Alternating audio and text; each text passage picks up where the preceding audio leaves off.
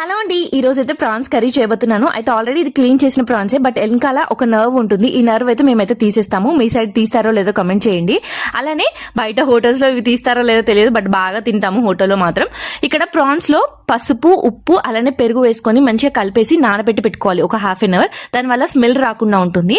ఇప్పుడు ఒక half an hour తర్వాత మంచిగా వాష్ చేసేసుకొని ఇప్పుడు స్టవ్ పైన కడాయి పెట్టేసుకొని అందులో ఆయిల్ వేసుకొని మనం వాష్ చేసి పెట్టుకున్న ప్రాన్స్ ఈ ఆయిల్ లో వేసుకొని ఇలా వాటర్ అనేది వస్తాయి. మనం ప్రాన్స్ ఫ్రై అయ్యేటప్పుడు ఆ వాటర్ అన్ని ఎగిరిపోయి ఆయిల్ అంతా పైకి తేలే వరకు ఫ్రై చేసుకోవాలి. అప్పుడు టేస్ట్ అనేది కర్రీకి బాగుంటుంది.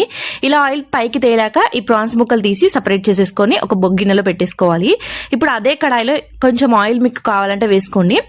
హోల్ గరం మసాలా స్పైసెస్ అలానే కట్ చేసి పెట్టుకున్న ఉల్లిపాయలు కొద్దిగా ఎక్కువగా ఉంటే చాలా బాగుంటాయి.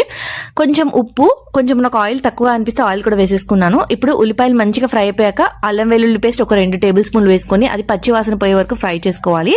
ఇందులోనే 1 టేబుల్ స్పూన్ పసుపు అలానే కట్ చేసి పెట్టుకున్న ఒక్క టమాటో వేసుకోవాలి. దీనివల్ల టేస్ట్ చాలా బాగుంటుంది.